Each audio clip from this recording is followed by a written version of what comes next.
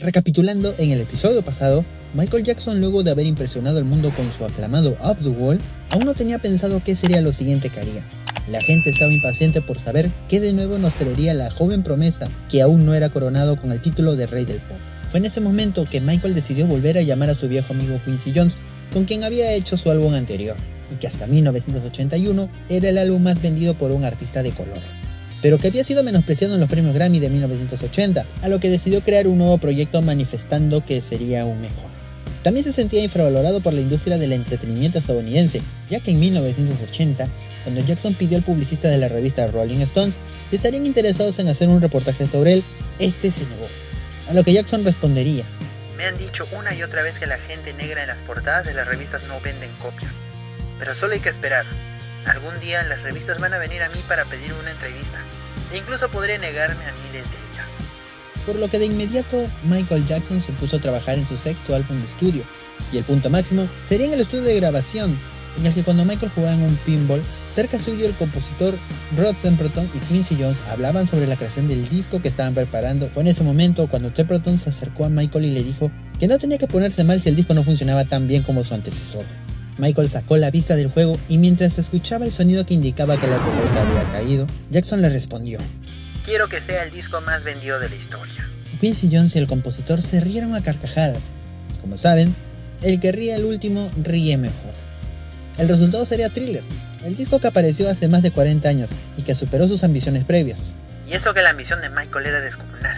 Nadie, ni siquiera él, pudo prever el fenómeno que se desataría y cómo cambiaría la historia de la música para siempre. Por eso, damas y caballeros, con ustedes, la historia del disco más vendido, elogiado e importante de toda la historia, Thriller.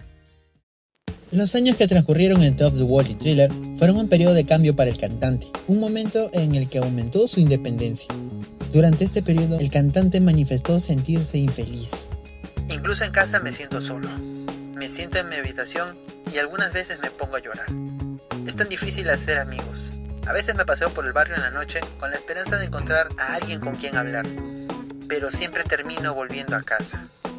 Cuando Michael cumplió 21 años en agosto de 1979, despidió a su padre Joseph Jackson como su manager, ya que para nadie es un secreto que la relación con su padre siempre fue difícil y muy turbulenta, a lo que lo reemplazaría con John Branca.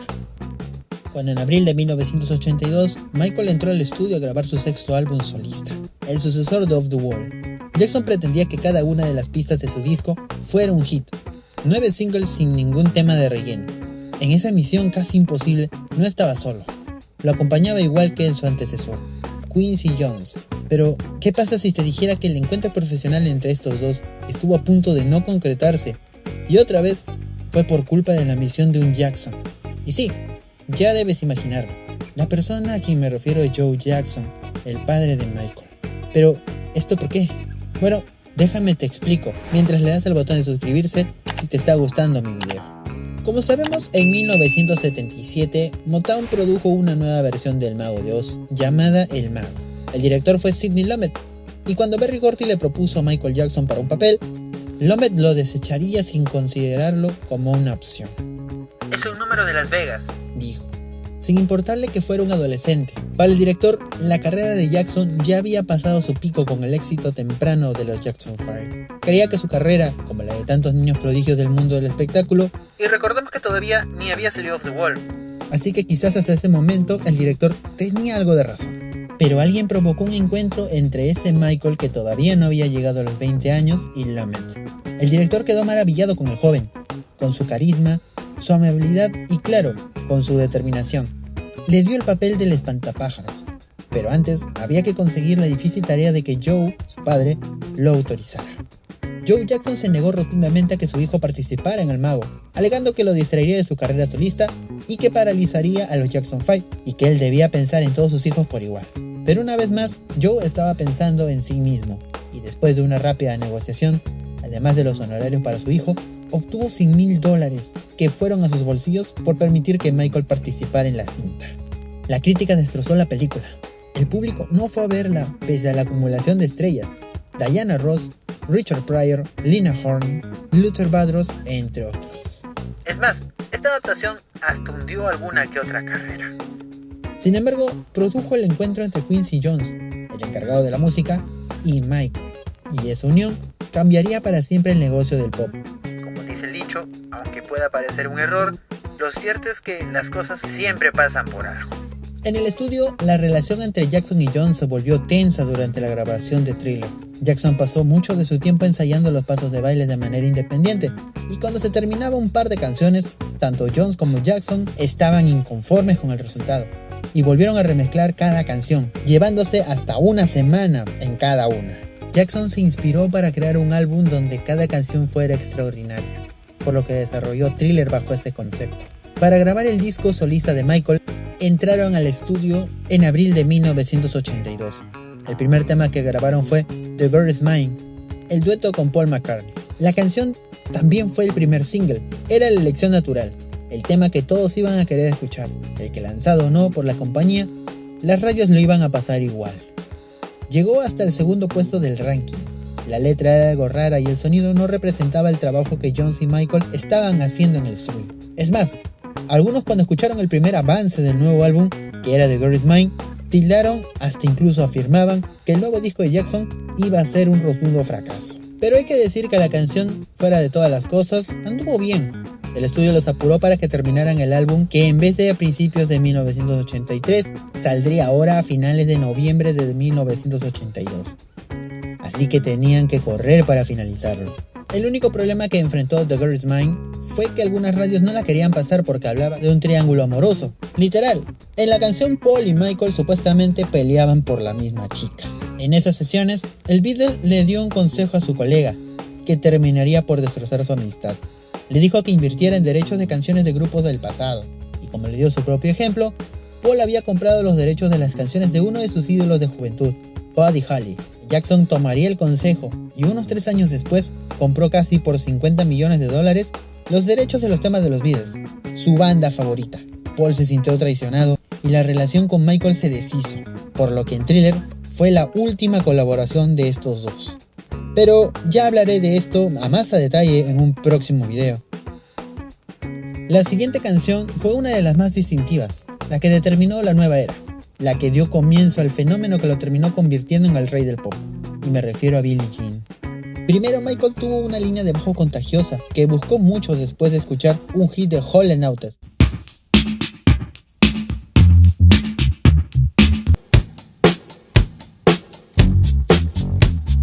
¿Coincidencia? ¡No lo creo! Un año después, ya en el estudio aparecería la letra. Por su parte, Jones quería que la larga introducción que había en la canción se acortara. Sin embargo, Jackson insistió que permaneciera, porque esto hacía que le dieran ganas de bailar. Pero bueno, todo esto lo tengo más a detalle en mi video sobre Billie Jean y la historia detrás de la canción. Link en la descripción para que lo veas al terminar este video. El declive de la música disco hizo necesario moverse a otra dirección musical. Jones y Jackson estaban decididos a hacer una canción de rock que fuera llamativa para todos los gustos musicales, y pasaron semanas para poder encontrar un guitarrista adecuado para la canción Beat It, una canción escrita por Jackson, y que posteriormente encontrarían a Eddie Van Halen, de la banda de rock Van Halen.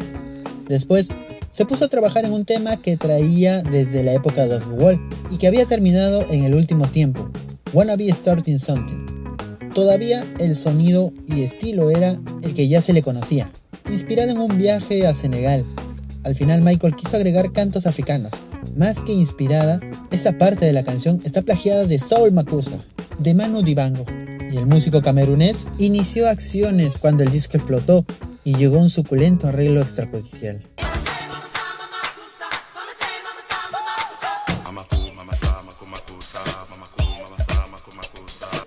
El momento clímax de la creación del disco fue cuando Rod Temperton trajo un tema llamado Starlight, que quizás con ese título no sepas a qué tema me estoy refiriendo, pero créeme, definiría todo el álbum por completo. A Michael no le gustaba la letra, no se veía cantando algo que tuviera algo que ver con Star Wars.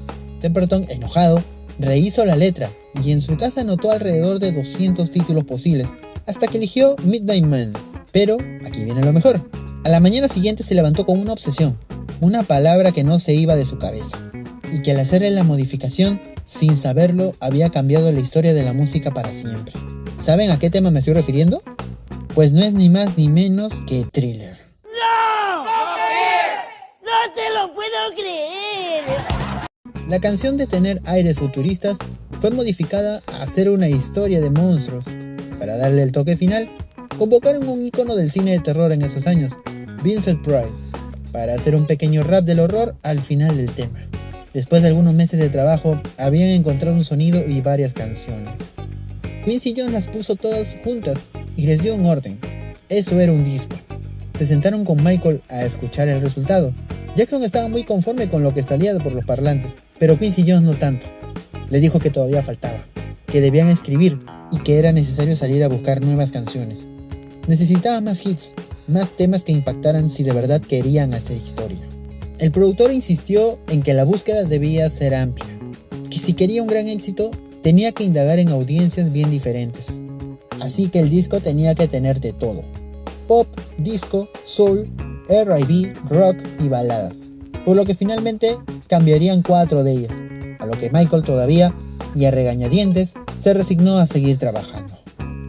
La banda Toto, que venía de tener 2 hits inmensos con Rosanna y Africa y de ganar varios Grammys, envió en un cassette los demos de 2 canciones que no convencieron ni a Jones ni a Jackson. Y mientras tanto, después de escucharlas, discutían en cómo seguir. La cinta, sin que ellos se dieran cuenta, siguió corriendo, y después de unos minutos de silencio, apareció una melodía que los sedujo desde los primeros aportes, que sonaba así. Exacto. Esta pista se terminaría convirtiendo en Huminator, que luego Miles Davis convirtió en una pieza central de su repertorio final. Otra vez Quincy Jones agrupó las 9 canciones y se sentaron a escuchar el resultado. Y la decepción fue enorme.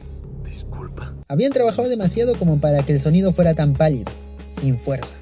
El álbum les había quedado demasiado largo, y el sonido para entrar en el vinilo se comprimía demasiado, por lo que quedaba pálido y metálico. Trabajaron entonces arduamente para abreviar introducciones y finales, quizá quitar algún estribillo que se repetía, para que en los 2 lados entraran los 40 minutos que permitían que el sonido no se comprimiera. Recordemos que en esos años solo se podía almacenar un cierto tiempo de duración máxima en un vinilo de la época, y un aproximado de 9 a 10 canciones, lo mínimo de la época. Trabajaron a razón de una canción por día. Solo no volvieron a mezclar The Girl Is Mine porque ya sonaba en las radios, y entregaron el álbum casi sin dormir durante una semana, por lo cual la fecha sería el 8 de noviembre de 1982. 22 días después, Thriller ya aparecía en todos lados y empezaba el camino para convertirse en leyenda. La portada de Thriller no hay mucho que decir, pero presenta a Jackson con un traje blanco. La manga desplegable revela un cachorro de tigre en la pierna de Jackson, que según Zimmerman mantuvo alejado de su rostro, temiendo que le arañase.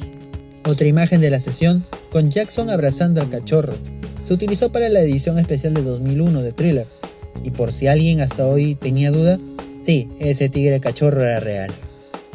El álbum fue avanzando en el top 200, tardó 2 meses en llegar a la cima, todo sucedía más lentamente. Los videos coparon en TV.